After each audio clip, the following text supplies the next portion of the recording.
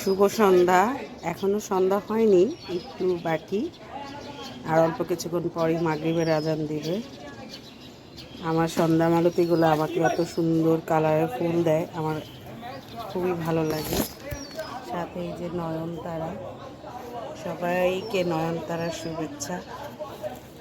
আর এই যে চিল্লাচিল্লি শুভেচ্ছার নিচে এই যে খেলতেছে, খেলাধুলা হচ্ছে ক্রিকেট, সেই জমজমাট খেলাধুলা। আর এই তো বিকালের নাস্তা বানাবো। আর আমি যখনই নাস্তাটা বানাতে যাই তখনই আমার কাছে মনে হয় রোজা রোজা লাগে।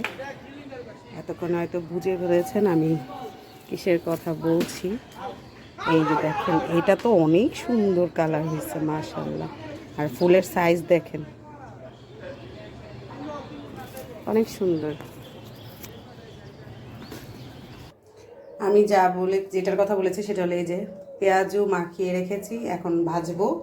মানে আমি রমজান ছাড়া যখনই পেঁয়াজু বা বেগুনি আলুর চপ করি, সবাই আমার কাছে মনে হয় তখন মনে হয় রমজান মাস রমজান মাস। এখন এটাকে ভাজবো এবং খাবো।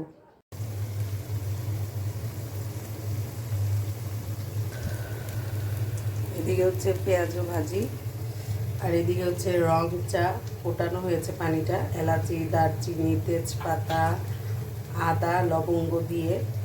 আর এই রং চাটা কিন্তু খুবই ভালো শরীরের জন্য। আর আমার তো যেহেতু ঠান্ডা হালকা এখনো আছে, তাই আমি আর কি প্রতিদিনই খাচ্ছি আজকে কয়েকদিন ধরে রেগুলার।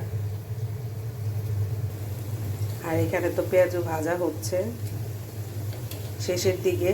আমি আজকে যেহেতু আমার কাছে পেঁয়াজও ভাজতে গিয়ে মনে হচ্ছে রোজার মাস, তাই আমি আজকে পেঁয়াজু, চানাচুর আর মুড়ি দিয়ে মুড়িটাকে এখন মাখাবো, মাখিয়ে তারপরে খাবো। আর ওকে আলাদা পেঁয়াজু দিচ্ছি, আর ও যদি এখান থেকে মুড়ি খায় খাবে।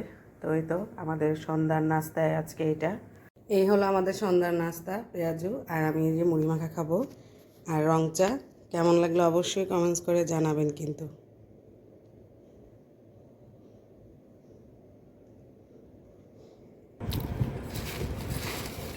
খুব মজা লাগতেছে। সবাই ভালো থাকবেন, সুস্থ থাকবেন। আল্লাহ হাফেজ।